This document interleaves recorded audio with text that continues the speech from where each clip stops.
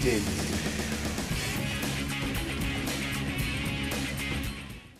Hello everybody, it's Dinsdale1978 once again, and I'm going to try and do some theoretical maneuvering around the topic of Black Ops 2 perks. I was doing some thinking about Call of Duty while I was playing and reviewing some of the perks I've had in the past, and I thought, what if we could have those tiers be categories for what they're actually doing? And from that, I drew up a list. And that list goes, number one, tier 1 is movement. And what that's going to incorporate, things like marathon, lightweight, obviously. Sleight of hand, to me, is also movement, because there's something involved there I'm going to get to later. Quick draw, but it's movement, awareness, and equipment. Now, I know what you're thinking. This is probably, what's equipment mean? Well, I'm taking that as like battle equipment or how you use the equipment you have. And I know somebody's going to say, well, obviously sleight of hand, steady aim, but I take those to be actually about body movements, whereas equipment is more about tactical things that have to do with refilling or how you react to explosions, things like that, or how your equipment reacts. So it's more about the actual equipment, not necessarily about how you're using them per se. Anyhow, I'll get to that.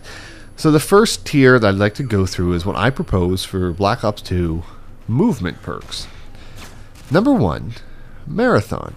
We didn't really have, it was a mixture of marathon and lightweight, or commando, I guess, in Modern Warfare 3. But what I propose for marathon is, number one, the normal perk is it allows you to sprint for a longer period of time.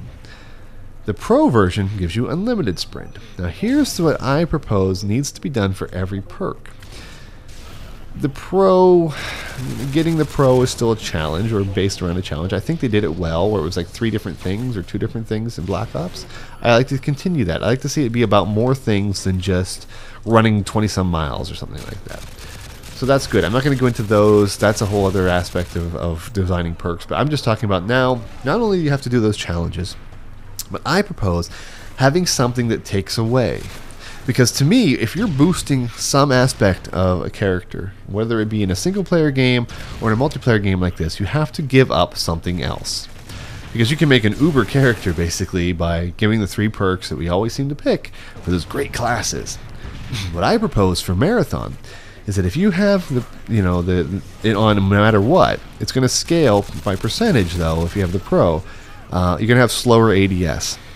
You're going to have a harder time aiming down sight when you're running. Not slower ADS when you're running, not just normally walking. It decreases the ADS resistance, I'm going to call it, if you have the Pro version, but not by much. It's still going to be noticeable. So you're going to give up that ability to aim down sight faster with Marathon. Interesting, maybe. We're going to see how this... I don't know if it's going to work. I'm just proposing something. So here we go. Quick draw. Faster aim down sight from sprinting. There would be the counter to what you would want with Marathon, but you can't get it in the same perk or in a different perk category. It's in the same category. I'm trying to see if I can keep them balanced that way. That there's nothing that's going to be the counter to what you want to do in another perk category. You have to make a sacrifice, because to me these perks need to be something you sacrifice another aspect of your game. And I'll get into that in the summary. But faster ADS from sprinting with quick draw. The Pro is faster recovery from equipment use.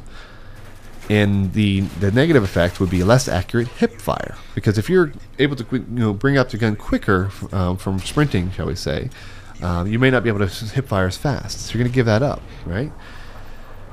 The next movement perk is lightweight. Lightweight's normal perk is faster climbing of obstacles. So it allows you to jump over things, move a little bit faster, but you can't sprint faster. All you're going to be able to do is get up things faster. So if these maps were designed with more verticality or more obstacles in the way you're going to climb over, this would be something you really need. Now the second part of this, the Pro perk, would be there would be no fall damage. So there you go. You can't be running around like a madman with Marathon and Commando and not have fall damage like it was in Modern Warfare 2. You're going to have to give up that. So the negative is about the lightweight is you actually have increased noise from running. So what that's going to do is, if you have lightweight on, you run faster, but you make more noise. Now there may be a way to counter that one, I can see, but in essence, you're going to be giving up something in all these different areas. So if you're going to have lightweight, and you can't have lightweight in something like Assassin or Ghost on, because that's not going to affect your sound. You're going to make a lot of noise, audible noise, but you're not going to be seen if you had Ghost on. So there's that counter. I think it's a negative. It makes sense. You're going to increase the other person's noise levels. So you hear them running around faster, climbing over things. They make an audible noise when they climb. You're not going to be able to get rid of that without still being seen somewhere, either on a UAV or what have you. There we go. The next perk is Steady Aim / Stalker. I'm combining those two because what I think that the normal version is increased hip fire accuracy, so you're able to spray a little bit better. The Pro version is faster movement while aiming down sight. So there you get that Steady Aim where you're steadying your aim with the hip fire, but then if you aim down sight, if you had the Pro version, it's kind of like Stalker where you're able to kind of strafe a little bit. I don't know if that's really balanced. I don't know if that's the way to go with it, but that's how I kind of envision it, where you're able to aim better, one from the hip and then one from aim down sight. However, the negative there is you have slower movement overall, and you can't counter that with lightweight or marathon. So you're going to be a little bit slower. It's very slightly, but it's going to be noticeable, and it's going to bother you. But you're going to be able to bring up that gun faster and get those hip fires with the shotgun. So you can't be a beast running around with marathon, firing off a striker or some other auto shotgun or a spaz, silent spaz or whatever, because you're going to be moving too slow, and people are going to catch up to you, and they're going to hear you, right? See, I'm trying to get this here. And the last perk I put in this is in the movement category is Sleight of Hand. I know people are going to say that's more about equipment, but I think it fits here because sleight of hand to me goes in the movement of your hands are faster, your body's faster. This is something about you as a character is faster about it. You're going to have faster reloads. Obviously, that's the first tier of this. The Pro version of sleight of hand would have faster equipment use. So it's not recovery from equipment use, but it's the faster, like planting the grenade or throwing the grenade. It's going to be noticeably faster. And I think we've all seen that, and that works. I mean, you could all throw out C4, put down a motion sensor, pick things up faster. It's all going to be that kind of like putting things away and changing weapons even maybe put in there. I'm not sure if that would work, but possibly. However, the negative for sleight of hand will be an audible call out while reloading or using equipment. I don't know if that's going to be possible. I don't know if it's something that's going to be easily put into the game. I think it could be, because I can imagine making that, I'm out of ammo or something like that, where they hear it. The other team can hear you reloading faster, like changing clip. And it may get annoying, but it shows you on the map for those other people. Or at least not on the map, but they hear you. So they're able to kind of get where you're coming from. So if there's somebody sneaking around a corner and you're changing clips because your head glitching somewhere, they're going to know where you're at. And same with equipment, like planting claymore, throwing C4, throwing a grenade, whatever. I don't know. I'm liking this negative aspect of the perks because it adds that level of sacrifice. You got to pick really. It's not going to hamper you per se. I mean, these other perks are going to give you some other things as well that fit most game types. But this is where I'm going to start right now.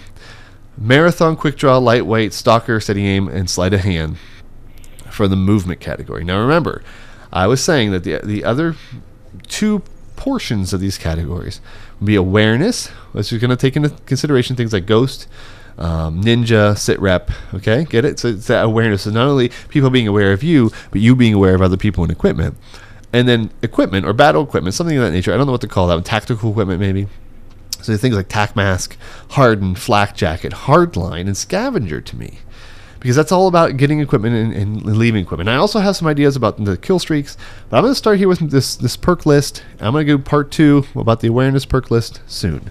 So let me know what you think. Let me know if I'm on track here. I'm going to put the list of all the perks I have in each category at the end of this, and just so that you'll be able to look at it. And as I get to part 2, you'll see what I'm talking about with the negatives and positives and pro perks in each of these. So it's Dinsdale signing out.